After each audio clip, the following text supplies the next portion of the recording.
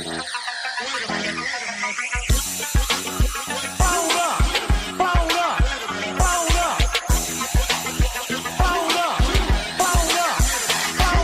me get him where I fit in, homie. Let me get him where I fit in, homie. Let me get him where I fit in, homie. Let me get him where I fit in, homie. Who am I but I'm Dre Mac? Came into the game just to sit back. Into the space and I'm in. They call me Bobby Drake cause I'm cold with the pen. I find no diamonds but I feel shy. You can dig me cause my boy's mine. My tracks flame like a dilute. I order blood on my tongue, thinking it's a warm glue.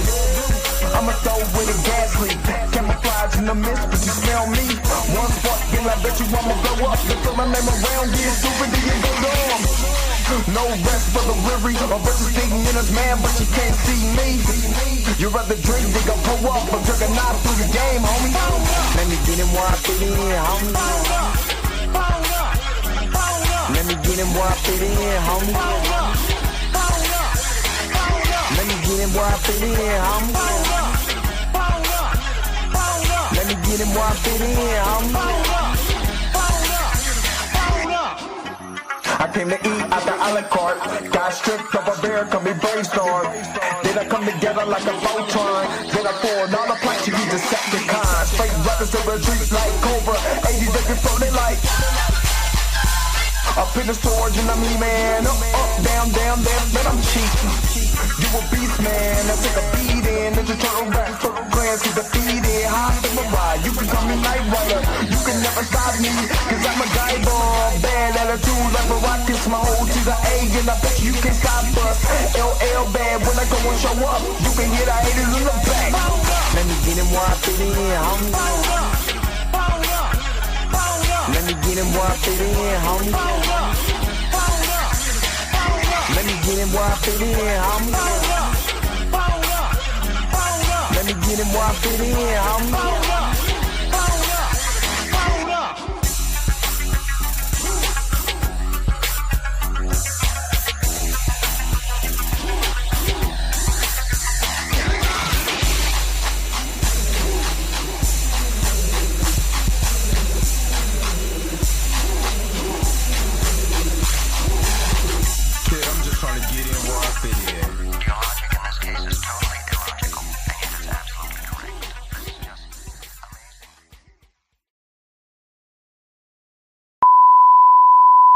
This is a test. This station is conducting a test of the emergency broadcasting system. This is only a test. Taste the biscuit. Taste the goodness of the biscuit. Taste the honey sauce. Taste the goodness of the biscuit with the honey sauce. Don't get that honey sauce on me. I don't like the way it tastes with my chicken wings. We return you now to your regularly scheduled program. What's up? What is going on, everybody? This is your man Dre Mac coming to you again with another episode of the Dre Mac Show. 7:30 in the morning Central Time, 8:30 on the East Coast. And if you're on the West Coast, go ahead. Let's get up. Because you already know that the early bird gets the worm. And today, the sideline of the Black comic book heroes, why they're still overlooked. We're going to get into that today. Of course, this is brought to you by my man Torian Rain Reloaded. This is his video. I have not watched not one inkling of this video yet. So everything that you're going to get is a complete natural reaction from me. The link of the actual video is in the description. So if you guys want to watch it on your own without my commentary, make sure to go do that. All you got to do is go down there, click that link, and go ahead and watch it for yourself. So hopefully you guys are happy. Hopefully you guys are healthy. Shout out to my man Heavy Gan over at the Heavy Gan channel. But you already know how I do. The real question is, are you ready? you hating on my energy? Say why you hating on my energy? I don't think you wanna be my enemy. All right. Let me get to some of the people in here. Just give me a second. Here. Well, I'll get some other side on my side. Get some of this stuff taken care of. This is exactly now. This is going to be this is actually going to be a two-part reaction. This is going to be part one, and then part two is actually going to come on tomorrow on Torian's reactions, especially on this black superhero. Is already getting some traction on YouTube. You know what I mean? So let's make sure to shout out Torian for his video. He said this is one of his most extensive videos to date. So we want to check it out. We want to see what's going on. We mean being me, myself, and I, and of course you. All right, let me see what's all in here. And let's go ahead and get it started. Of course, the man of the hour, Torian Rain Reloaded. Again, this is his video, so make sure that you check this out. The church auntie Roberta. Make sure you like, share, and subscribe to Torian too. The church auntie Roberta's in the house. Good morning. Marley's up in here. Good morning. What up, Kiana? What's up? Good morning. Sharita, good morning. Wakwa, my brother. My man Duran. What's up? Justice Note is up in here. What is good? Everybody's been asking me, is that song at least gonna go to like what is it? Oh God, what's the other app to listen to music? Not because I was gonna upload this to my Apple, one of my Apple songs, and I'm like, do I really want to fight this copyright with the Night Rider beat? But a lot of people have been asking me like, yo, where can I find this song at? And I keep saying right here on the Dre Mac channel, so I don't get in trouble. But I'm kind of thinking about, I can't edit that song. That's the only thing. The file got corrupted with the actual song, so there's no additional edits that I could do on that, and it sucks. And it's very high pitchy as far as like the highs and everything is very like high, and it's not crisp. It's just high. So it's all good though. It's all good. PTM Productions, what's up? Good morning. Six of Truth, good morning. I'm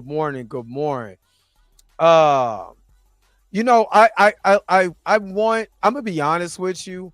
I feel that, but I kind of want another black upcoming black director to take the helm of that knows that the importance of the character, take the helm of that, so we can build up other directors, you know what I'm saying, producers and stuff like that. And it's not just Ryan. That's kind of where we get into the only one can do it. Yes, Ryan is very successful, but Ryan should be grooming another director, kind of like the director who did Magazine Dreams, a very unknown indie director who did an amazing job with Jonathan Majors in Magazine Dreams. Or hell, Jonathan has been talking about getting into directing, and producing also. So why not see what Jonathan has?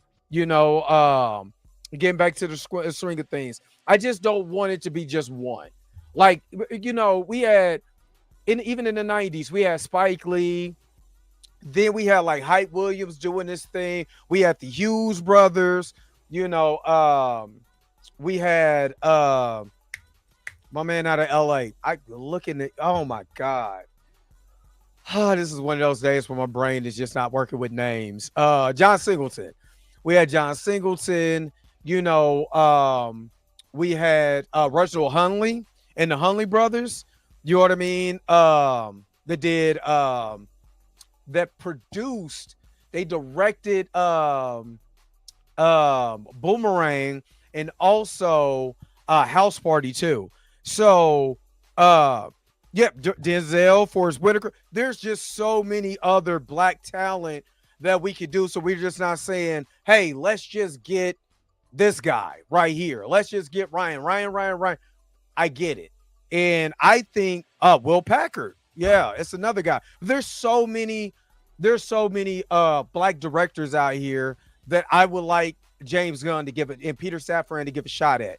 And because it seems like to me, this is just to me, and you guys can tell me in the comment section, it just seems to me that that James Gunn does have an ear to what's going on. And he took very, very good care of Edie. You know, I can't pronounce that brother's name to save my life, and I'm not going to butcher it. What up, Andre Ware? What's good? But, you know, so he knows the importance. I guarantee you, as much as he's on, you know, he was on Twitter, he's on Threads a lot. What up, Junior Network? You know, I guarantee you he knows about recast T'Challa and all of this. He's not an idiot. So while he's over in DC and has this opportunity at DC, I believe, what up, Tina? What's good? I believe he has an opportunity to use it. I got to say it, use his privilege and bring other directors over. He was talking about Ryan. He has a lot of respect for Ryan Coogler, right? He has a lot of respect for Ryan Coogler. But I also believe that Ryan should start, hey, go get this guy. This guy is amazing. He worked under me, so on and so forth, yada, yada, yada. And then there you go. So that way, James is starting to diversify his, excuse me, his talent. And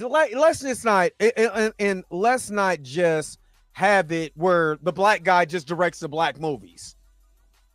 Like, you know what I mean? Like, I get it. You want to make sure that Nubia, you know what I mean? You're Mr. Terrific. You want to make sure other black, Jon Stewart, if he ever gets a movie, I know you want him in the hands of a black director, you know, black writers and stuff like that, because really, you know, what other experience to have but ours? What's up, Maverick? 77 Defender. I get that.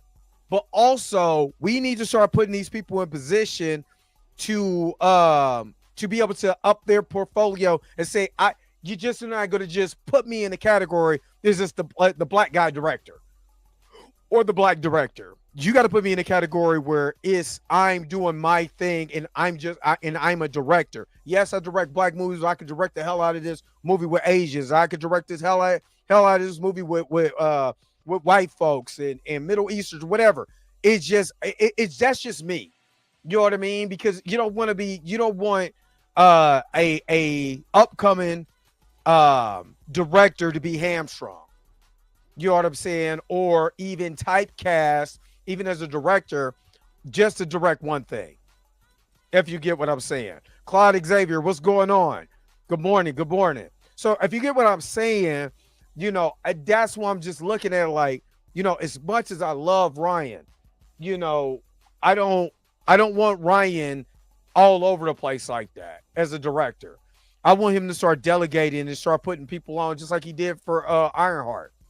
My personal opinion, you know, the way that I look at it. So what you guys think, just put it in the comment section and just, you know, put your thoughts about that in the comment section. But of course, we're about to get this thing started.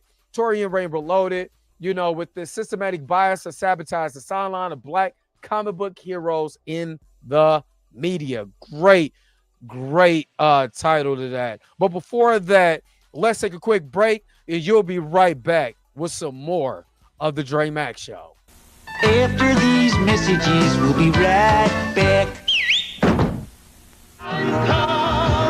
Now you can own one of the greatest gospel albums ever on the road, with only giant hits and legendary stars. Biscuit.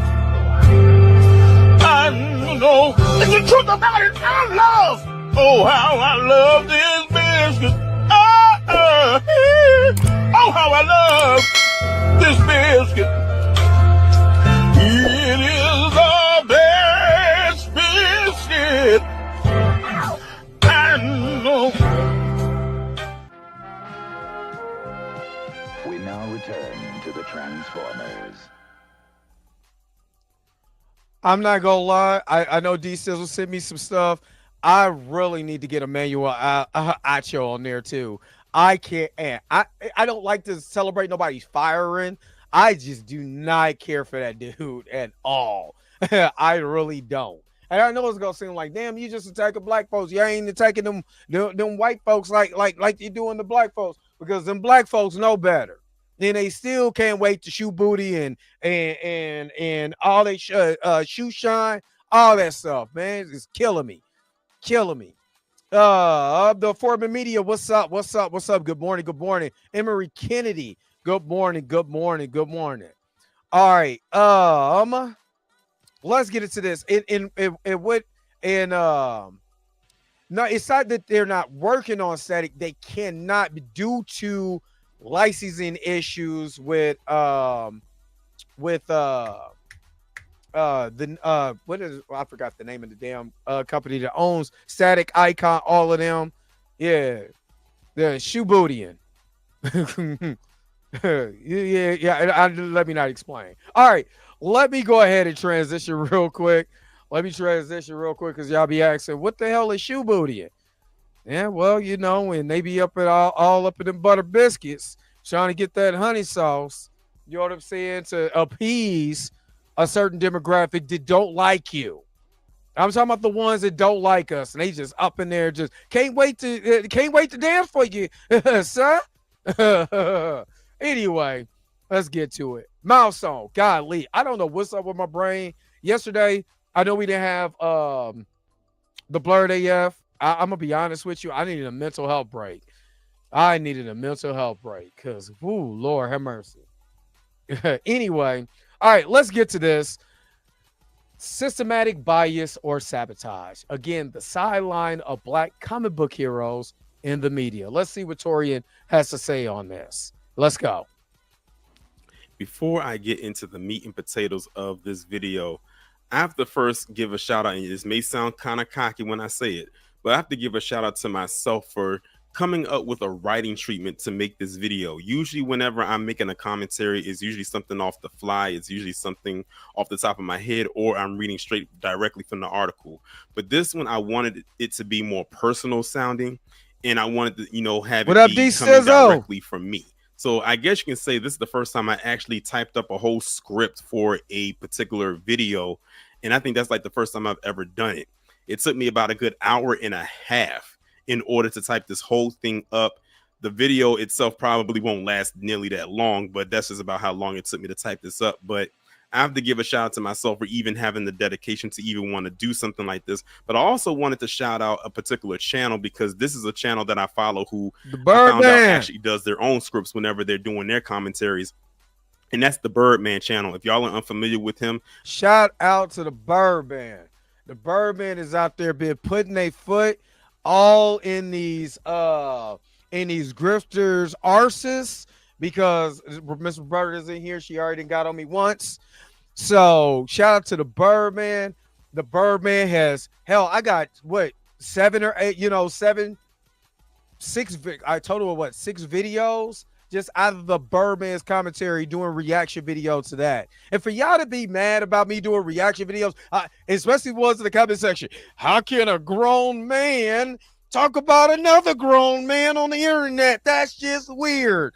Well, for 2 years, I was, asked by TMZ to give my commentary on grown men, grown women, dogs, cats, puppies, you know what I'm saying? Alligators, whales. It didn't matter. This is what I do. So get ready and get with it. I would highly suggest that you subscribe to his channel. He does a lot of videos where he's calling out a lot of these grifters and different things of that nature, especially when it comes to entertainment and media, which is also another reason why I'm making this video, because I wanted to have my own little taste, or I guess you could say take at talking about this. Even though I've talked about it before, whether by myself or with other people, but this one I really wanted to go even more in depth to it. But I have to also, again, give a shout out to the Birdman channel, because of the fact that they write their own scripts for whenever they do a commentary. So that just shows you right there that everything that they say comes straight out of his own brain. So if he's out there watching the video, I'm not sure if he's watching it or not. make sure I'm first off, I commend you and applaud you for everything you've done so far and all the work you've done so far and will continue to do. As long as these grifters continue to grift out here like they are, I'm always going to look forward to your content. But with that being said, let's now go ahead and get into the commentary. What's going on, everybody? Today, I'm here to do a breakdown in my own way as to why I believe Black comic book heroes or characters in general have been sidelined or pushed to the side as it pertains to their representation in the media. The idea that Black comic book characters are sabotaged in the media is rooted in a combination of historical patterns, systemic issues, and fan observations. So I came up with 6 points to examine this situation and further prove my point and others onto as why this is. So before he gets into the historical inclusion, remember, I did that video. And matter of fact, kind of while we're at it, I'm a flip and see and tell you why that Black people, like just Mr. Terrific, and I'm gonna try to find the video that Grace said, the Black, Mr. Terrific's hair was Black power. And for us just to exist is always feels like a threat to a certain demographic of people that just does not want to see our inclusion. The historical documentation that I talked about with TMNT, they were going to make April O'Neil Black a long time ago in the 80s cartoon. You know what I mean? They were going to make April O'Neil Black. Why? Because in the comics, you start all she was going to be Asian, according to Peter Laird, and then Kevin Eastman, who's the other co-creator. What happened was they made her white in the initial first, I think, what was it? The first 9 issues. And then I believe it was issue 10. They changed her look and made her look more like Kevin Eastman's wife, right? So Kevin Eastman's wife at the time was a Black mixed race woman, but you can tell she's Black, right? So he started writing her and drawing her in the comics, which if I had that type of clout, then I would do the same thing. If I was writing my own comic, you ought to say I would do that. I would use my wife, right? But the animation studio gave all these excuses on how Baxter Stockman, who is completely Black in the comics, has never been white, while Baxter Stockman, what up, Pam? What up, Amber? Why Baxter Stockman and April O'Neil was not Black. This is why it was so jarring and people got pissed off about April being Black in the Rise of the Teenage Mutant Ninja Turtles. And they got mad about her in, being Black in Teenage Mutant Ninja Turtles Mutant Mayhem, because they did not understand the historical significance of why April was supposed to be Black. Now, Baxter Stockman became Black in the 2012 TMNT comics, you know what I mean? But they didn't understand, you know what I'm saying, until Turtle Power came out. You know what I'm saying? And Turtle Power came out, and Kevin Eastman is saying this. But to make a long story short, the industry did not want us there. They were afraid of a Black protagonist. That's why a lot of the times, if you even look at our 90s cartoons or maybe 2000s, a lot of times we were either sideline characters, we were goofballs, you know what I'm saying? And it took, leap of faith like Damon Wayans with Wayne Head and Eddie Murphy with the PJs, you know what I'm saying? MC Hammer even though the MC Hammer cartoon is utter garbage because of the studio that they use to draw the animations, at least they took the leap of faith because they already knew what was going on in the actual industry.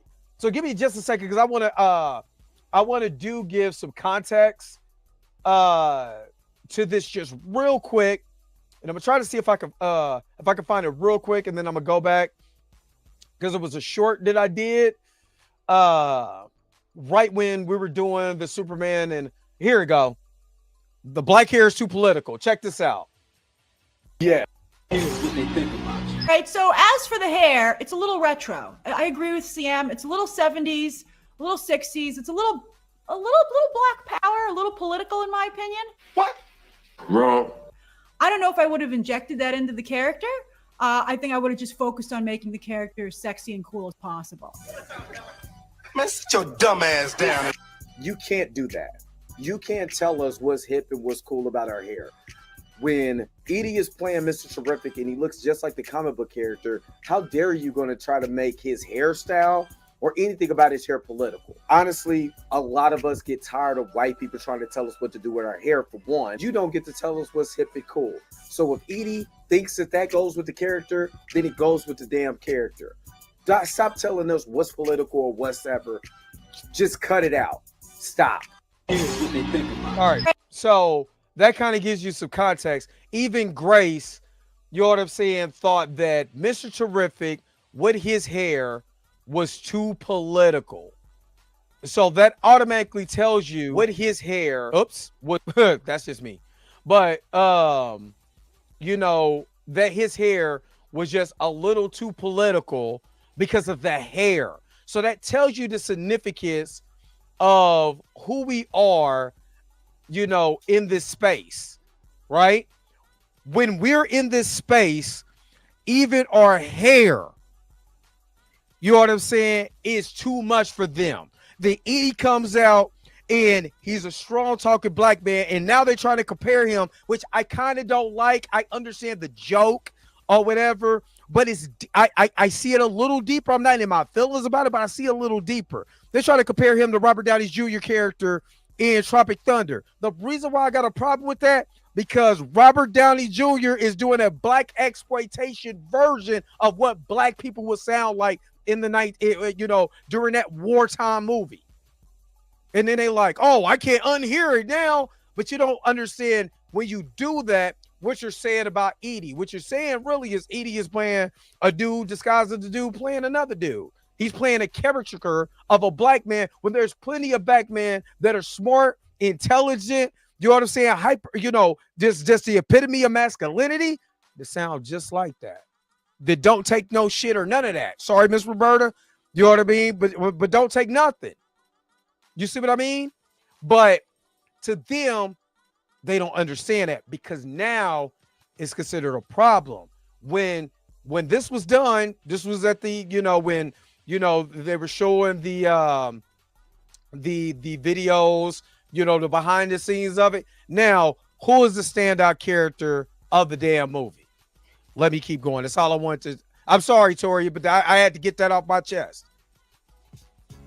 Comic books and other related media such as film, television, and video games. What's up, Joe Familia? What's good? Dominated Good morning. by white creators for most of their history. Black characters were either sidelined, portrayed through stereotype, or absent altogether. The first black comic book character was Black Panther and was introduced into Marvel Comics by Stan Lee and Jack Kirby via a Fantastic Four run. He would then go on to get his own comic book cover later on or soon thereafter. And then, interestingly enough, upon my research, I found out that the first black video game character was in an Atari 800 basketball game in 1979. Hey, I'm gonna be real with you, Tori. I had that basketball game. That basketball game sucked. Back to Tyler, what's up? Research who the first black hero for television was. I was actually surprised to learn it was Zach Taylor, aka the Black Ranger from the Mighty Morphin Power Rangers in 1993. Many people actually believe that it was Carl Lumbly who was the portrayed Mantis, and that he was the first black hero on screen, but he came on 1 year later in 1994. Interestingly enough, later on in his career, Carl would go on to play a quote forgotten hero in Falcon and the Winter Soldier and Captain America: Brave New World, with his portrayal as Isaiah Bradley, aka Captain America. And again, they had an opportunity in the Falcon and the Winter Soldier to do flashbacks to show us, just like they did with Bucky and everybody else, to show Carl Lumbly doing his thing as Captain America, back in his time. You know what Marvel and MCU did? Drop the ball on that. They never showed us. They told us, but they never showed us. You know what I mean? They could have had an opportunity to show us, Carl Lumbly's character, Isaiah Bradley, out here doing this thing as Captain America. He gets, He gets caught up. This and the other. They could have shown us a flashback to make it really hit home. Nah, they just talked about it, and then had the other black character be like, I ain't trying to hear that black struggle stuff, black man. Oh wow. Anyway, let's keep going. One thing all these characters have in common is that they all came way after there was a white counterpart for each of their mediums, which leads me to the next mini point. When black heroes were introduced, they often lacked the same development or respect as their white counterparts. Mm-hmm. In other words, they were just kind of thrusted out there, and whatever they became, they became. If the people received them, they received them. If they didn't, oftentimes they were shunned away, tucked away somewhere, never to be talked about again, opposed to their white counterparts, where they were able to get a full fleshing out, a good character development, a character arc, and let people really decide if they love them or hate them. And oftentimes, if they hated them, they were able to dial it back a little bit, revamp the character, and put it back out there for another run and see if that revamping actually worked. With the black characters, oftentimes they only got a one and done type of deal. Exactly.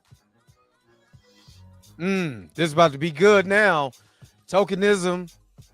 Let's talk about it. Black characters are sometimes or oftentimes added to fulfill diversity quotas rather than being developed as fully realized individuals. Outside of entertainment media, that can also be applied to everyday life, especially on the job side of things or even within college enrollment. Right. And then you have characters that were underpowered or sidelined, such as Storm. Yes. I think Storm is probably one of the What's up, best Sean Walker? examples that I could use to illustrate this point. Let me even jump on this point real quick that he's talking about. Now, this is the reason why, I did have some bias when it came to Ironheart, because they actually tried to flesh out a character, whether you like the story or not, whether you think that the writing was bad, you know what I'm saying, or not. If you thought the show was phenomenal, you hated it, you thought it was utter garbage. They're still trying to flesh out a black character that is a actual character. Now, again, after talking to Lauren Victoria Burke and Torian on the show, last week, about, the characterization of black people in Hollywood just by itself, there is a level of it's got to be real. We got to hit home. It may not be a two-parent home. You know what I'm saying? Or something like that. There is, to keep it real. To keep it real. That's what they try to do. And I get that. At the same time, and they were talking about, she was doing criminality. It might not have been robbing a sword, but she's a criminal. She wasn't a criminal in the comic books. Why is she a criminal? Which I get all of the messages that are out here. Shout out to We Ourselves. You know what I'm saying? They made an excellent counterpoint to something that I was saying, that she didn't have to do that. She could have worked at, she could have worked for Obadiah Stane's company. You know what I'm saying? That Ezekiel saying was getting this, getting this stuff from, and it could have been something there. He could have been working for AIM. You know what I mean? Could have been working for Hydra or any of that, because we all know. He couldn't be working for Hammer Tech because, he's in jail. You know what I mean? So they're saying that she could have got a job, which is absolutely true. But when you're trying to develop a character, and I get it, her back wasn't against the wall, but her impulsiveness led her to her curiosity. Her curiosity led her to be getting in trouble. You know what I'm saying? And now she has to go and deal with the hood. You know what I'm saying? And all the nuances that come from that, because they're actually developing a character that's not a one note. You see how we spat out what could have happened? It's too easy. But then you say, well, why does she have to be so difficult? Well, if you're really developing the character, what you're trying to understand the hero's journey, that hero has to go through something to be able to overcome. Did she overcome by the end? Probably not. But that allows her character to keep growing. So basically, by the end of her hero's journey, she's already there. You can't, sometimes it doesn't happen in 6 episodes. Just like in comics, sometimes a hero's journey doesn't doesn't happen in 6 issues. Sometimes you got to go to issue 15 to get there. Unlike what they did, and this is my counterpoint, unlike what they did with Storm. The Storm that they got here with the Mohawk was from the terrible, horrible, absolutely utter garbage pail maggot juice of a movie called X-Men Apocalypse, where she was out here stealing and all of that. Became which she was never in the comics, and I never heard any of the grifters talk about Storm. You know what I'm saying? Being a criminal and all of that. Why did she make a deal with Apocalypse? You didn't hear that. You know what I mean? And then you get to the next movie, Dark Phoenix was even more garbage pail juice. Nobody called that woke, and it led a female protagonist, but nobody called it woke. It was garbage, but nobody called it woke. You know what happened in that movie? Storm was sidelined. You know who Storm is? Second in command of the X-Men. Matter of fact, she's the co-lead because she's co-lead of the gold team, while Cyclops is the leader of the blue team. Did they execute any of that on screen? Absolutely not. You know what they had her do? Give Cyclops some ice. Where there's a goddamn Bobby. I'm sorry, Miss Roberta. There's a Bobby Drake over there who clearly could become a snowman. They could have made you some ice. They had Storm do it. Like Storm is a maid, or she just there. Not a fleshed out character, nobody. She was just there. And let's not get into what they did with her, with Halle Berry's character. She wasn't a full fleshed out kid. She still wasn't fleshed out, even in X3. Don't let me get started on. See, this is why I talk about these grifters and all of this biasness. They never talk about, wait a minute, hold up, wait a minute. I know we going hard on Ironheart, but remember what they did to A black character, B black character, C black character? See what I'm saying? This is why I react to those grifters.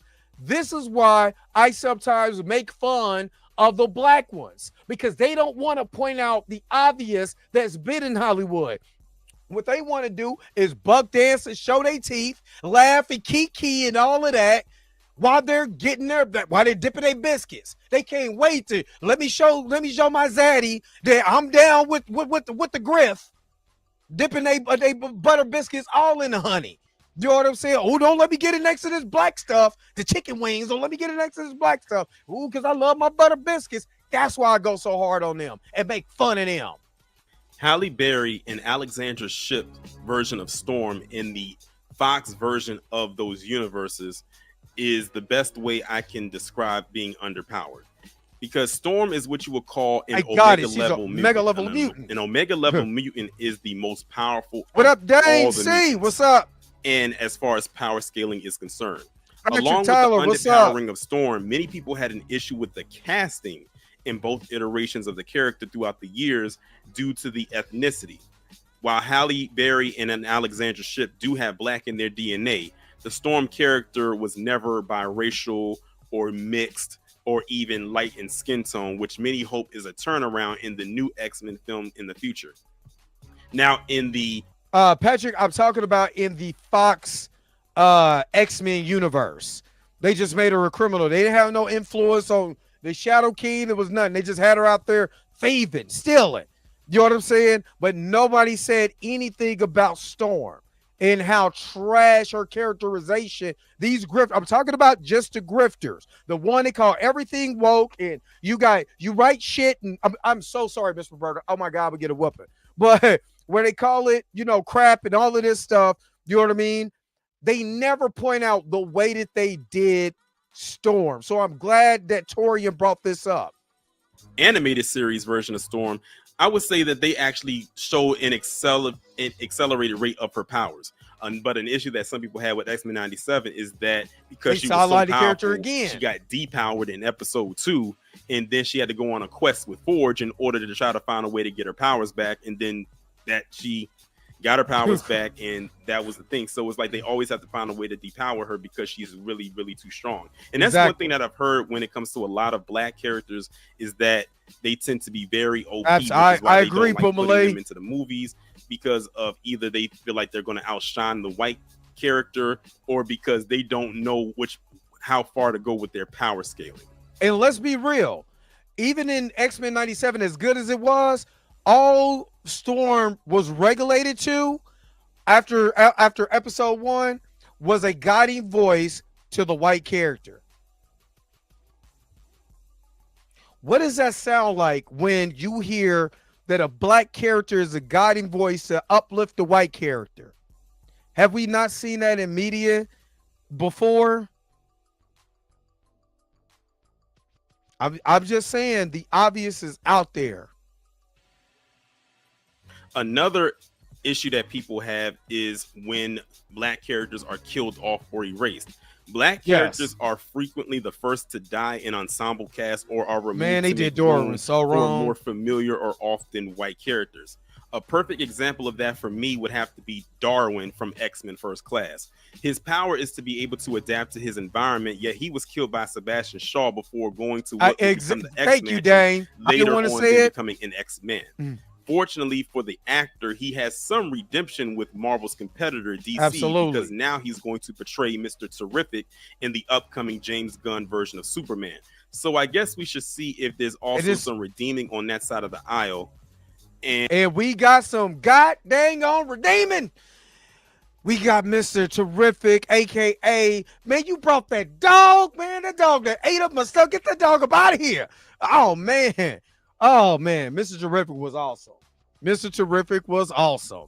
And while we're on the topic of being erased and killed off, don't recast T'Challa on what they did Mike with D. Bradley, what's up? In Black Panther. That right there is a whole nother can of worms. So I'm gonna just leave that right there for what it is.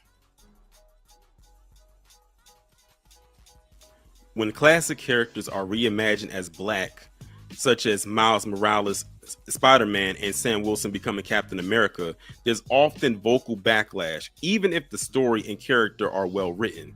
I cannot tell you how many times people have made videos claiming Miles Morales is not Spider-Man, and the same thing goes with Sam Wilson being Captain America. Nope, they tend to do that with black characters who take on mantles that were once white. And it also leads me into Riri Williams, who plays Ironheart, even though she's her own character and she's not going around calling herself Iron Man or Iron Woman. She's calling herself Ironheart. And I find it interesting that they're complaining about, race swaps and things like that, when I'll give the perfect example. You had the race swap and gender swap of the Ancient One and Doctor Strange, when in the comics, the character is a Tibetan monk and a male, but in the movie they turned the Ancient One into a bald-headed white woman, British woman.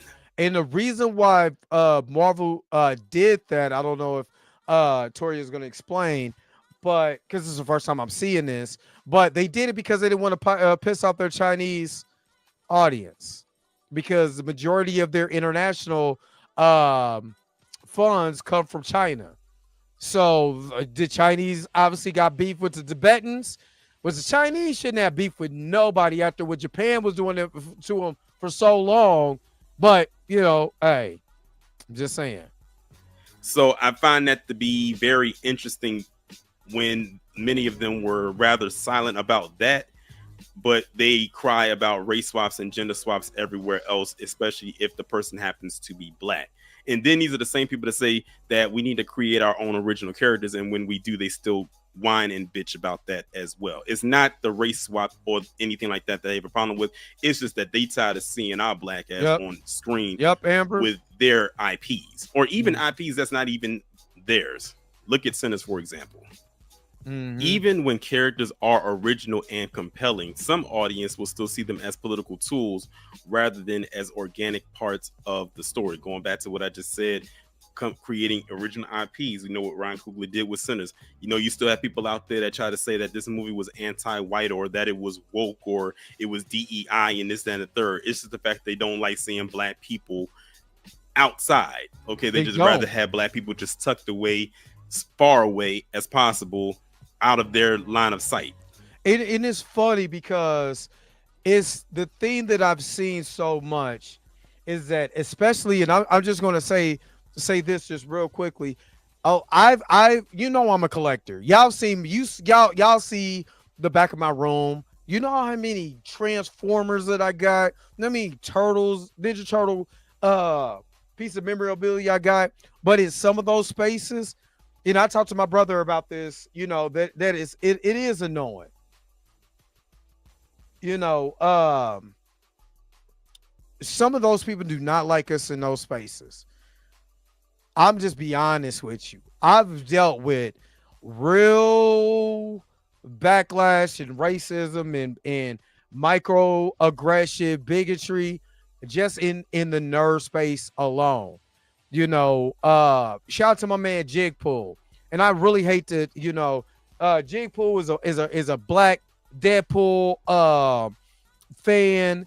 He actually had the Guinness Book of World Record for the largest Deadpool. Like, he had the most Deadpool stuff, you know, that you could possibly find.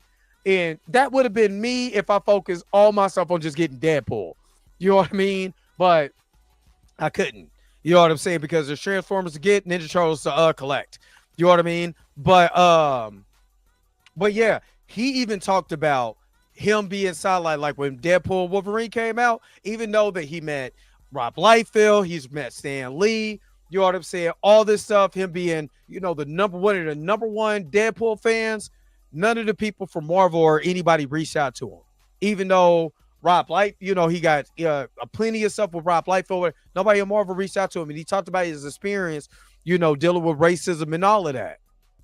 You know what I mean? Just dealing with racism. Like, you know, I'm a Transformers fan. Sometimes, you know, in those Transformers groups, sometimes if you got stuff that they don't got, you're not getting no props. They ask you where you get that from. You know what I'm saying? I'm talking about real in these little groups on Facebook. Same Turtles is even worse. Not everybody, because I got a real cool guy that I met on Instagram. You know what I'm saying? It's a big Turtles collector and stuff like that. Really cool dude out of Canada. You know what I'm saying? You know, but some of those groups, I can post something or whatever. My stuff would just sit there, and I'm seeing other white people, and I just take myself out of these groups. I don't argue. I don't fight. I don't be doing none of that. Why? You don't want me here anyway. I just see my way out. You didn't want me in here. You just want me to sit here to raise your numbers, but you don't want to, you know, me to interact with you. Fine, I'm out. You know what I'm saying? But I can't sit up here and say that I don't deal with that even in this nerd space. Even in this nerd space on YouTube. If you're not part of get along. If you're not, you know, all on the same accord, we're all not going to be on the same accord. Some of us is going to think differently. Sometimes you got to take the back way in. It ain't always through the front door. If a window's open, I'm sneaking in that way. You know what I mean? But some of us is not going to be all on the war and accord, and that's okay. You know what I'm saying? You know, some people have different opinions than us. That's okay. As long as you ain't out here buck dancing, I'm cool. You know what I'm saying? With the commentary. But some people get in their feelings or whatever. If you're not part of the go along, get along gang or whatever, or you know, or you might be a little too much, so we won't collab with you and stuff like that. Oh, okay, that's cool. This is just the way it goes. And unfortunately, I do see a lot of white collaborators that get together and do all of this stuff, whether you got a big channel or not. Black ones, if you're not part of the go along, get along gang, you ain't getting in those spaces. Unfortunately, it's like that.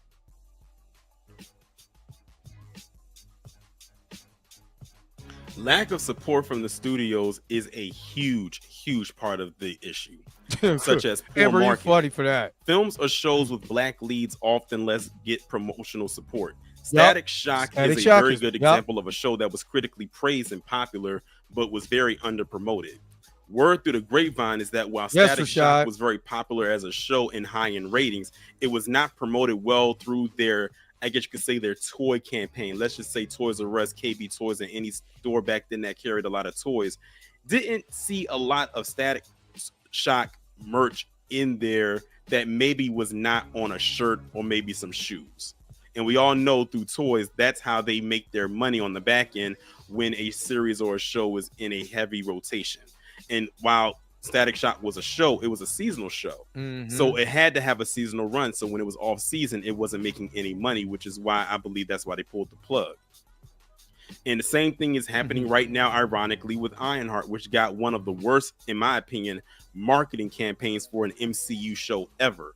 I mean, with the lack of trailers up until a month before the show I aired, agree. and also I dropping agree. 3 episodes in 1 week and 3 the next week to complete its series run, assuming it does not return for a second season.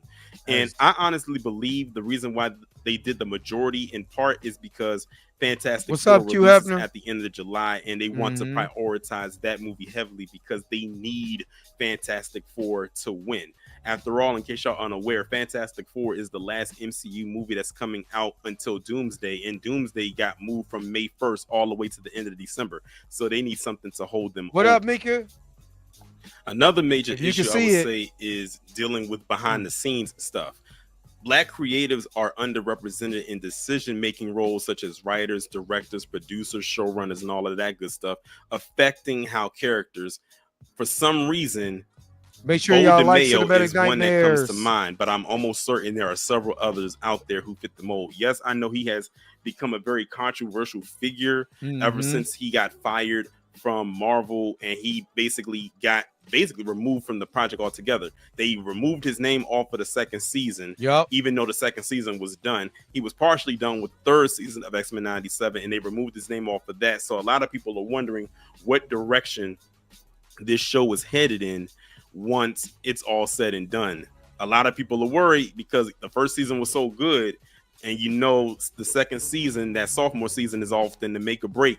And with him off of the project altogether, you know, it's up in the air. And right now, Bo DeMayo is having some issues with his former employers. I mean, this guy stays going in on them every chance he gets. But hey, it is what it is. Like I said, I want to use him as an example of why, you know, there's some stuff going on behind the scenes between him and Marvel. We may never find out. Honestly, if we never find out, it is what it is. Funding disparities is another major issue with these movies. Projects that have black leads often have smaller budgets. Look at Sinners, for example. They had a $90 million budget, but it worked out for the best for them. Oftentimes limiting their reach. Also, going into this notion, there was an age-old trope that movies with black leads do not sell. Ironically, when the first Black Panther movie came out, they claimed it would open up to a $90 million weekend. Fast forward to over 2 months later, the movie grossed over $1.3 billion and became the MCU's first solo comic book hero movie to reach this feat. And what's up, Afro No Radio? What's so crazy about Black Panther? Not just Black Panther, but it was a slew of films that did not have a white lead that actually made a lot of money. And what it proved was there's only the few that are the loudest that will tell you that black people don't sell. We don't want to see this. You know, who even greenlit this, whatever. But the audience is saying, you know what? We okay with diversity. We okay about seeing black leads. The Center is a prime example of that. No matter what a person like not Tyrone Madness, well, what's his name that got beat up in the boxing ring? Stevie Knight. No matter what a Stevie Knight says, these other people, you know what I mean, that was trying to hate on it, it's woke, even though it's in the 1930s, it doesn't deny that we are box office sellers. We have saved Hollywood multiple times. You know what I mean? We have saved studios multiple times. Our box office dollars have saved it. And we want to see that stuff. What's crazy? Black people don't mind going to see white stuff. Well, we going to see black stuff too. Just saying. Our dollars do matter. Ironically, speaking of Sinners, it pretty much did the same exact thing. And Ryan Coogler, being a person who directed both Black Panther and Sinners, this year came out that what was now deemed to be as one of the most successful original movies in a very long time with Sinners. I mean, breaking all types of box office records and possibly getting a lot of awards nominations come award season. Absolutely. I mean, does anything else need to be said on this? Absolutely. I think not. Let's continue to move forward. What up, Dr. When it comes Carpe? to algorithm bias, that's more so on the streaming side. Streaming platforms sometimes deprioritize content that features black characters, making it harder for audiences to find. going again back to Ironheart. Again, you're gonna see Ironheart quite a bit in this video. You've seen it up maybe like 3 times. I had to try to remind myself when the first episode even came on. It's not as far as the day. I knew what day it came on, but I mean as far as time goes, because I don't remember them saying what time it came on. They never hyped I up woke the up show. this morning thinking that, you know, it was already on, because, you know, with Netflix, they'll put stuff on there like when it's 12 midnight Pacific time, but when it comes to Disney Plus, they usually put it on at a particular time, usually 9 Eastern time. But I completely forgot that was the time it was supposed to come on. And good thing I ended up remembering, especially since it's a 3-episode premiere. Even when Black-led superhero media success, such as Black Panther and Spider-Verse, it's often treated as an exception rather than proof of broad interest. Exactly. And I use Black Panther and Spider-Verse in this example because besides their stellar box office numbers between both films, both of which grossed over $1 billion. Yep. They were both nominated for Oscars and won. You know, Black Panther was nominated for like 7 Oscars, and I think they won 3. Into the Spider-Verse won Best Animated Feature, which is very something atypical when it comes to movies like this because they fall into the superhero genre, whether animated or not. So, and not to cut him off, especially we're about to take a small break, but you know, this is proved to you, even though that Spider-Verse, the character of Miles Morales, is a legacy character, no different than other legacy characters that has donned the name Spider-Man, whether it be Miguel O'Hara, whether it be his clone, whether it be, I mean, hell, you know, I mean, Spider-Verse shows you all kinds of Spider-Man. You know what I mean? Over a different array of Spider-Man in the movie. You know, Spider-Man Noir, so on and so forth, right? Nobody, once they saw that movie and they saw this kid being Spider-Man, you know what they did? They liked it. When nobody called, I mean, you had people now, remind you, when that comic, I'm not an idiot. When that comic came out, people were calling it, that's not my Spider-Man. Why is Spider-Man black? I got the comic right. I got the first issue sitting, I'm looking right at it. They covered up his face because they were afraid to have the Ultimate Fallout, Spider-Man No More, issue number 4. They were afraid, Marvel was afraid to show the black Spider-Man's face. And matter of fact, since I'm right here, I'm going to show you that cover real quick. Just so you'll know what I'm talking about. Ultimate Fallout.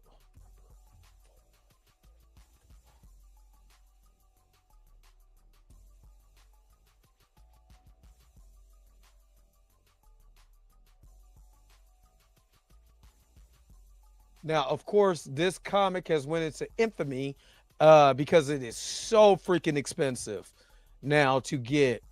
But this comic here, this is it. That issue 4, that's the first print. Now that's a facility, or however you pronounce that, or whatever. That's that cover. But that's the cover. I have the actual real comic just sitting right next to me, right? Ultimate Fallout number 4, Spider-Man No More. That's when they killed the Ultimate Spider-Man and Miles Morales becomes Spider-Man, right? And they covered up his face. You know what they also did in oh my God, what was the first appearance of Monica Rambeau? I got the comic. I just can't think of the actual name of it. I don't. It's not Marvel. It's not a Marvel Presents, but they covered up her face. You know what I mean? This has happened multiple times when it comes to black people, just like they did with Black Panther. They covered Black Panther up in the garb so you won't know that he's black. You know what I mean? So I'm not going to sit up there. People, oh my God, you know, Miles Morales is so dope. Miles Morales is literally one of the most popular Spider-Man now because of Across the Spider-Verse and being in video games, all of that. But I'm not about to sit up here and act like they didn't like this. They didn't like it. All right. Hope Wonder Man is good. Waiting for that. You know what I'm saying? I'm still gonna root for Yaya, even though he's that character of Wonder Man is white in the comics. And while we're getting to that, let's take a small commercial break. We'll be right back with more of the Dre Max Show. After these messages, we'll be right back.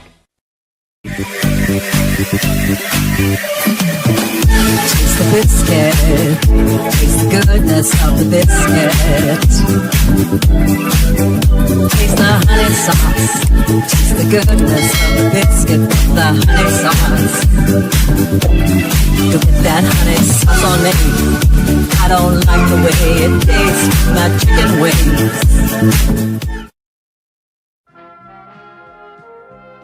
We now return to the Transformers.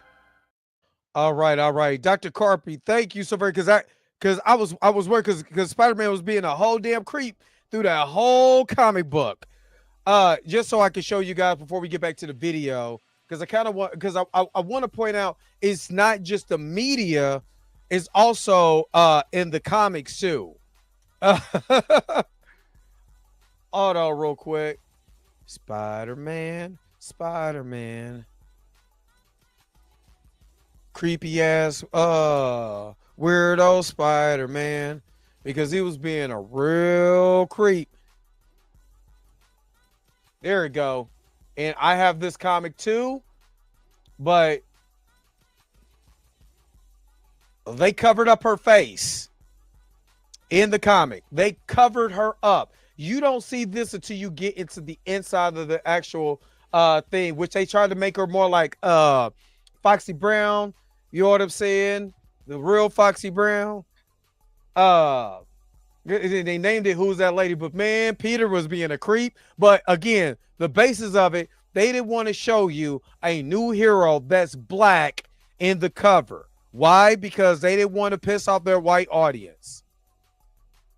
Yeah, they do it in the posters. Yes, Amber, they do it in the posters, all of that. So literally, this is something they've been doing for a long time. They did the same thing with Nubia and Blue Marvel. Absolutely. This is nothing new. So it's very rare that something like this based happens, off of but Pam they Grier. just kind of treat it as like, oh, okay, it is what it is. And going furthermore with Beyond the Spider-Verse, well, not Beyond the Spider-Verse, Across the Spider-Verse, I think that movie would have made even more money if it didn't come out in such a packed month. If y'all don't remember, Across the Spider-Verse, what up, Just Play? Wow, it was a lot of other big movies coming out around it. I think the Transformers Rise of the Beast was one of them. I truly believe if those movies didn't come out, if it came out in a month where it could stand alone on its own, it would have made $1 billion. Because I think the movie made nearly $700 million globally by the end of its theatrical run, which is simply amazing. So I think that was what held it back from reaching that $1 billion. But between both films, the franchise is already at $1 billion. Right now, we're just waiting for them to finally, hopefully, drop that third one, which I believe they pushed back to like 2027 or 2028. I don't know when they pushed it back, but they need to hurry up because we want the conclusion to this saga. Exactly.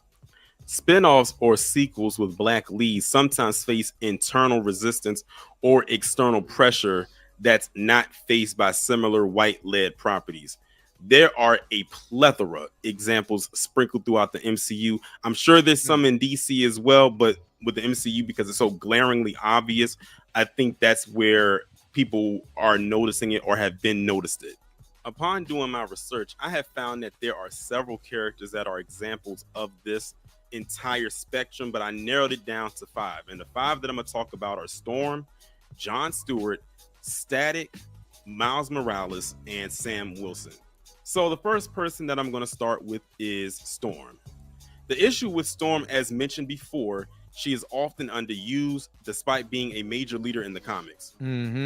John Stewart, while popular in animation, Jesus, that looks like that man. Or hasn't had a live action appearance, whether it's his own film or whether it's... I'm not going to lie. Aaron Pierre looks just like that cartoon, that cover. That looks crazy. You know what I'm saying? Except his ears is big. I'm Mufasa. Or whatever y'all was saying. As, a supporting character. However, of course, you know, it has been announced that Aaron Pierre is going to be portraying Jon Stewart in the upcoming Lantern series, and there was some controversial with that casting as well. I mean, they was trying to say the man was mixed, he ain't black, and then he come with 2 black ass parents, a black ass sister, and I'm sorry, Miss Roberta, but they were blackity black. And that's how I tried to tell y'all, we can't get into the paper bag contest either the way we used to do back in the day with allowing people in certain colleges and stuff like that if they passed the paper bag test. Remember, we was doing it to us. You don't believe me? Go check out the book, The Miseducation of the Negro, by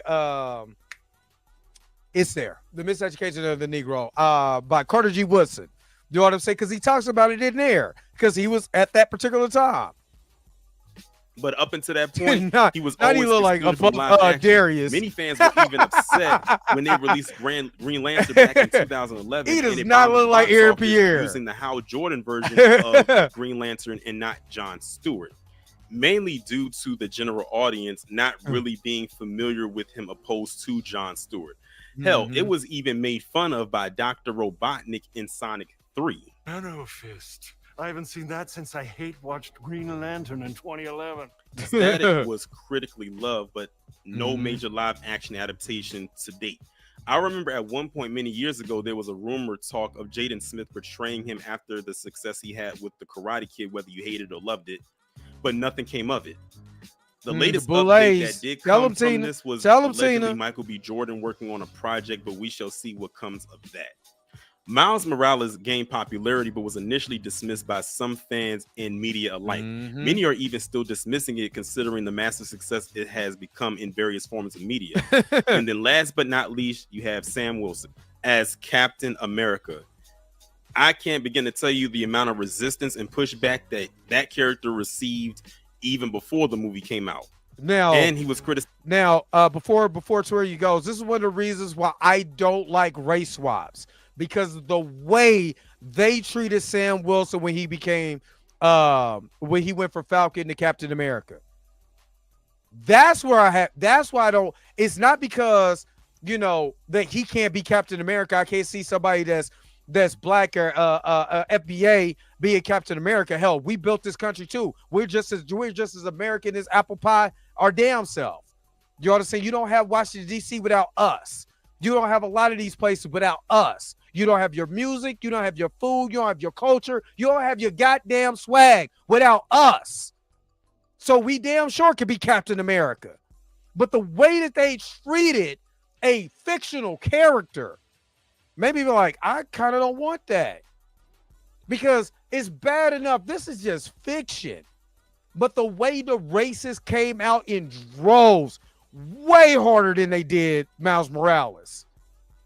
Because they knew, oh, well, this is the ultimate universe. That Spider-Man is there. Yeah, well, you know what?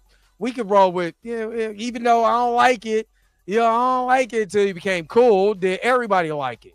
Because once you can profit off of it, and please believe, I'm telling you now, the reason why that Miles Morales became popular because he became profitable. Do you know my Ultimate Fallout? I got a 7.0. That Ultimate Fallout, people were selling that comic without being graded for 1,000 or more because it became profitable. Even the damn show, I got the Across the Spider, I got both. I got Into the Spider-Verse and Across the Spider-Verse Jordans. Why were they $700, $800? Because Miles Morales, Skip and Skin, he's profitable. You know, they couldn't really profit off of a black Captain America. With no shoes, with no other endorsements, all of that. They could profit. Because guaranteed, if the movie would have been better, like a better structured movie, you know what I'm saying? More sakes and stuff like that, and he would have became in the zeitgeist of America. We're like, damn, I can't deny what they did with Sam. That was dope. They literally, if they literally would have made Anthony Mackie a A-list star that you couldn't deny, trust me, if he would have became profitable. See, white people who love it when you're profitable, you're good when you're profitable. But if you're not profitable, they don't care, and they go back to their racist ways. That's all I'm saying. Besides, even before his full arc was even told, and I think it's safe to say we know why that is. And last but not least, I think I have to talk about Blade. I mean, I think out of everyone or everything that I talked about up on here, that one probably got some Amber, of the you are worst absolutely correct. Diabolical treatment Oh, in yeah. recent time. Most definitely. I mean, we are talking about the Daywalker here. This is the film right here that saved Marvel Exactly. from going bankrupt, and they were trying to revamp it for a new generation, and it's a travesty what's going on with this. I don't think to piggyback off of what Tori just said, I now know it's not Marvel. It's not the executives at Marvel. It's Disney. Disney has always been racist. It's always been racist. While Tyrone Magnus talking about it's too woke, Disneyland ain't woke, it's racist. Go and find out about the origins of Steampunk Willie and the origins of Mickey Mouse. And what I realized is that, and I didn't notice it before, so somebody started breaking down the racist history of Disney. He was basically a blackface character, right?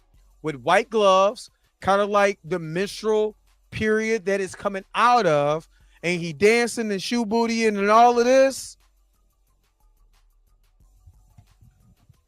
Y'all, the mouse has been racist. The mouse has been racist. And after reading that article about Pelser and Perlmutter and all the races on the board, it's not out of the realm of possibility to believe that they we don't want another. Why do I have to, look at another black-led film? Didn't we just have Captain America?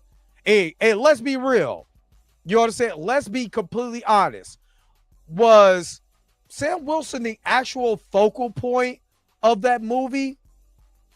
If you really think about it, was he the main POV character? Now, Superman, whether people you like it or not, you got all these different characters in here. You got Guy Gardner, you got Hulk Girl, you got Mr. Terrific, you got Lex Luthor, you got Lois and Jimmy Olsen, and you got all of this stuff going on.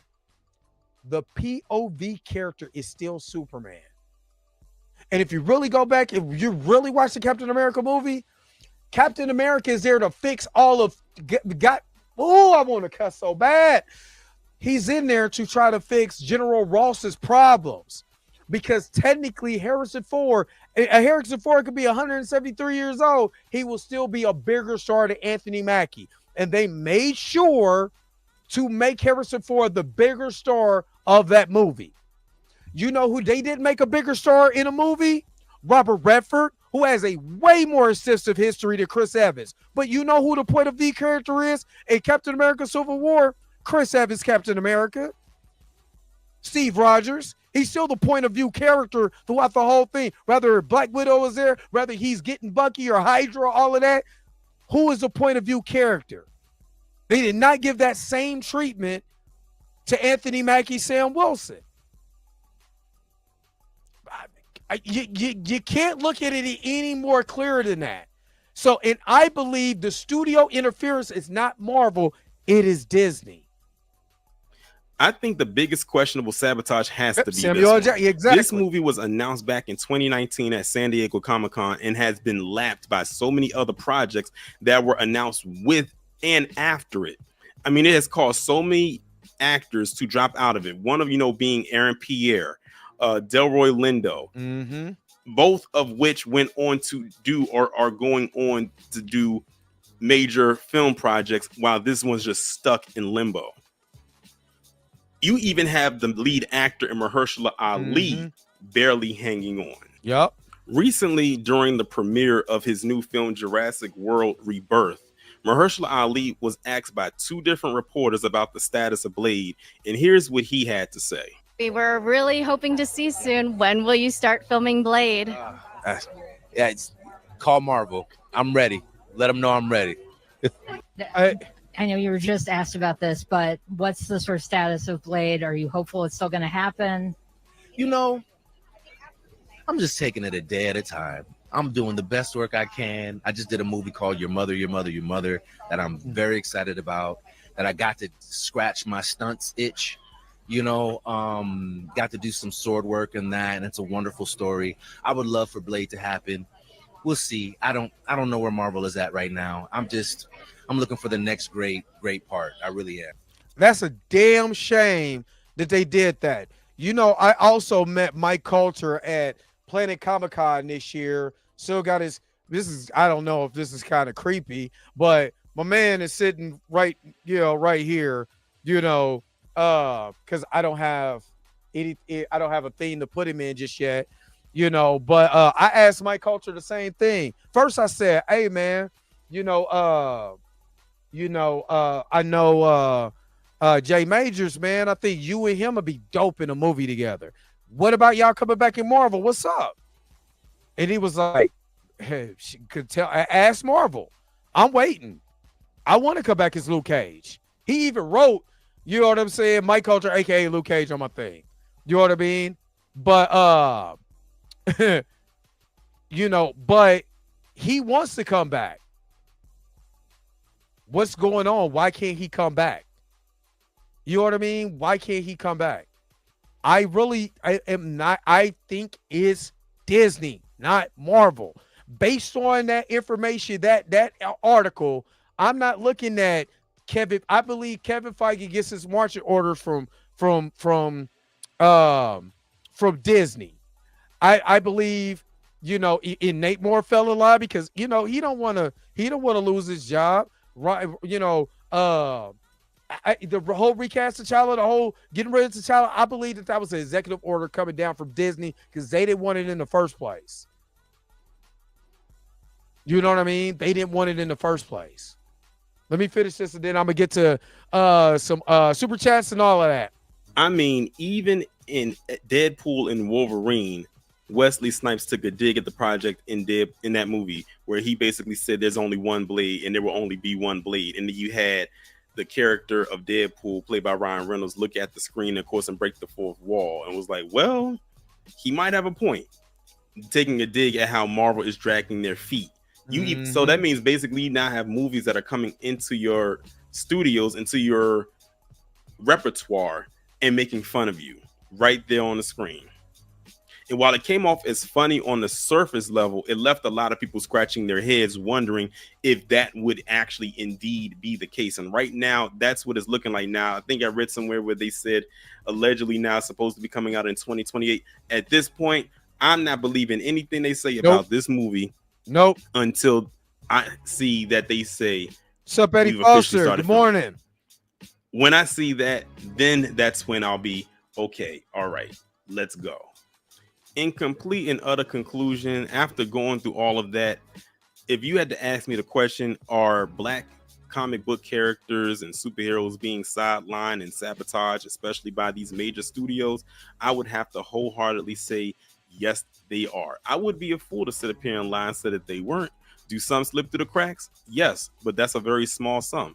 Now, of course, many people are going to say, well, there are independent comics out here. There are independent characters. Why don't we, go out there and create our own?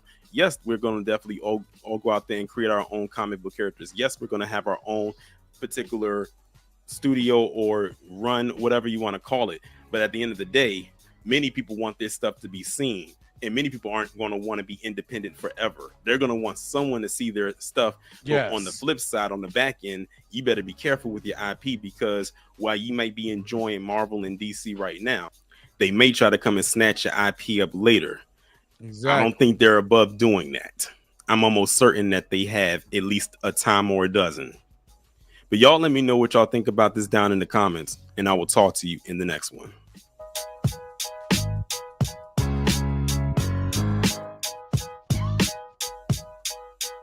All right. I absolutely enjoyed that. And of course, in the comment section, put it down there what you guys thought about Toria's commentary on this. Are we being sidelined? And there are a few examples of that, or sabotaging the character before it even goes any further. My personal opinion, on this. Let me get to some of you guys. Let me get to these the 2 super chats. I did get one. You know what I'm saying? The Wonder Man waiting for that. You know what? I forgot to hook you up. We go and hook you up real quick. Petra Tyler. You know what I'm saying? And I'll let you know this is my bad. I didn't mean this. But we are here. Gang bang. Gang bang. Gang bang. You are truly amazing. Thank you for your super chat. Gang bang. Gang bang. All right. Appreciate that. Miss Roberta said you are 3 for 3. I'm getting my house shoes. Bless her already. Bombastic side. I'm so sorry, but I get animated. Kind of like Ironheart. You are truly amazing. Thank you for your super chat. You wanna be my enemy. Thank you so very much for the $5.99 super chat. Y'all, make sure that you guys are liking, sharing, subscribing to Torian's channel. Make sure that you're going to Cinematic Nightmare, the Cinematic Nightmares podcast. Also, my girl Mika G is over here doing her thing. We're trying to get her to 200 subscribers right now. You got to go do that. Afro Noir, I don't. I can see your point, but I don't totally agree. After watching that movie 3 times, he's not playing for one, he's more Americanized than Nigerian. You know what I'm saying? I don't know his history like that, but based on his conversation, you know what I'm saying? He's way more Americanized than he is, Nigerian.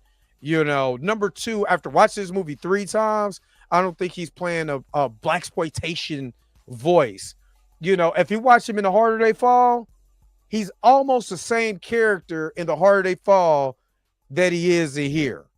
So you ought to say maybe he tuned up a little notch, like, hey, let's go over here. Kind of like what Wesley Snipes did as Blade. Nobody never said that he was a black exploitation, maybe because Blade is an FBA. You know what I'm saying? But Blade in 1998 was spitting out one-liners. Nobody says, man, mother is always trying to ice skate uphill. Everybody thinks that's iconic. Nobody has a problem with that. So I personally didn't see a problem with this. My personal opinion. You know what I mean? So is he Nigerian or Kenyan? He's Kenyan? Kenyan born? Okay. Wavy Things, what's up? What's up? Well, let me see. Let me see. They don't want to see us win it unless it's basketball. Or, hey, look. Even Patrick Mahomes. Patrick Mahomes he's still considered black because his daddy black. Patrick Mahomes Sr., blackity black. Sound like this when he talk or whatever. You know what I'm saying? That's why Patrick got that grizzly sounding voice. But he gets disrespected all the time. You know what I'm saying? Maybe because he's a mixed kid or whatever. You know what I'm saying? But he still gets disrespected all of the time. Like, this dude has not went to the AFC Championship or the Super Bowl for the first 7 years of him starting. But he still gets disrespected, even though in the last 5 years he's won 3 Super Bowls and lost 2. Or the last 6 years. It almost had a chance for a 3-peat. But he still gets disrespected. So really I do see, like, I see certain things, but I look at everything in a particular type of context. You know what I mean? So any way it goes, no matter if he was FBA, he was Nigeria born, Kenyan born, Ethiopia born, Morocco born. You know what I'm saying? Anything that's considered black, he will still get hated on because none of his content. Let's not act like we can, you know what I mean? We can't act like we not in America. And that American racism is still the heart of this place. You can't, and it ain't like I'm going to just stick a water hose on your racism. Nah, I ain't got to do that. They ain't got to do that. They just use microaggression. They just use certain things to have us looking at a different light. Or they'll dangle the carrot in front of us and then we'll go out there and do the most ridiculous, stereotypical things on the face of this planet that no white man told us to do, we'll do it for free. The brother who was always the big brother that was always dancing, you know how much they got on my nerves? Dancing to did, eating food with his eyes bucked out, just like how they were filming us in the 1920s and 30s. Like, what are you doing? You know what I'm saying? The majority, not the small pocket of young ladies, that all they, hey, look, I'm a content creator, so what my content is going to be is showing you my body. You know what I'm saying? Twerking and all of that. Ain't nothing wrong with twerking and I'm not approved. You know what I'm saying? But damn, I can't even look at shoes on Instagram without running to some thick sister just, you know what I'm saying, throwing it back. Like, man, it's like 5 or 6 of it in a row. Like, god damn. Sorry. But I'm just saying. What's up, Iron Waffles? What's up? You know what I'm saying? But that's what I'm saying. Sometimes it ain't the white man either. It's us.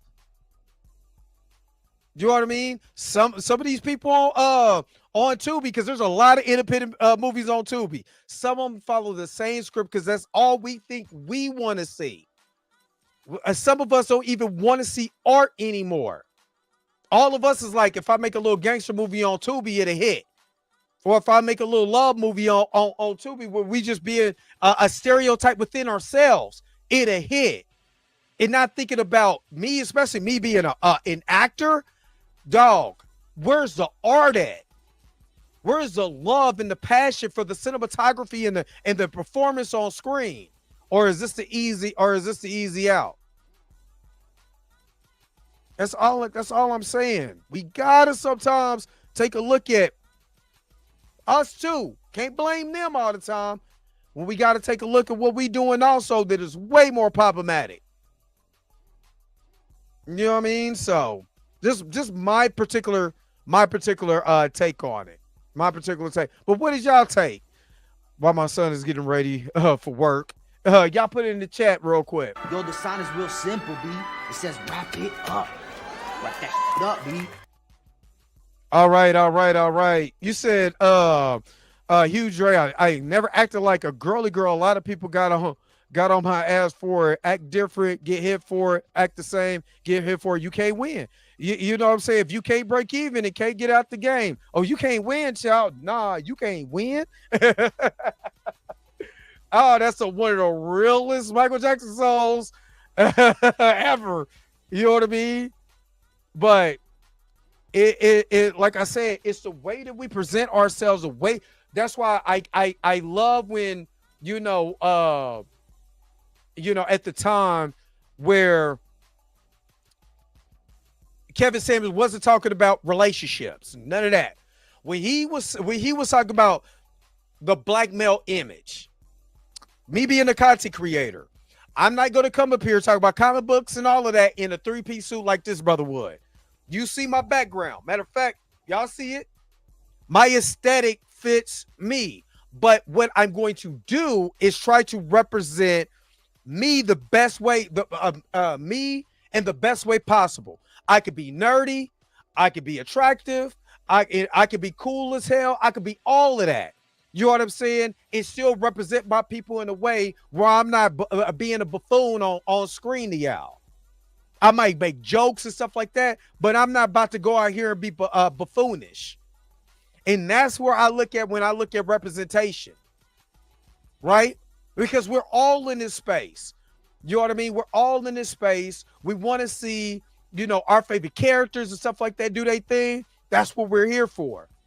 You know what I mean? But we also got to be mindful of how we portraying ourselves on the screen and outside of it.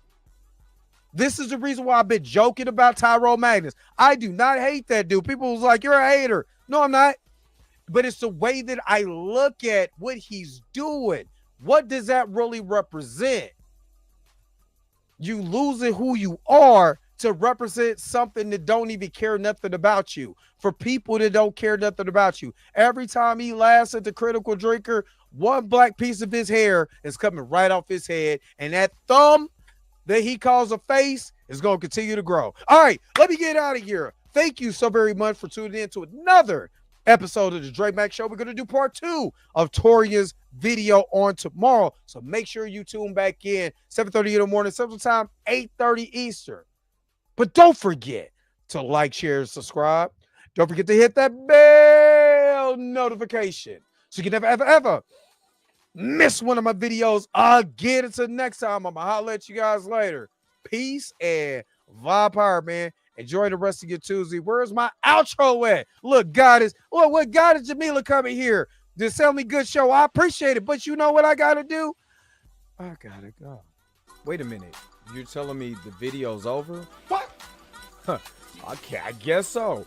If you have came to this portion of the video, thank you so very much for sticking to the end. Don't forget to like, share, and subscribe. Don't forget to hit that little bell notification so you never miss one of my videos. And if you really want to, you don't got to, go ahead and follow the social media links that's down below. Until next time, I'll let you guys later. Peace and vibe higher, y'all. Y'all take care of yourself.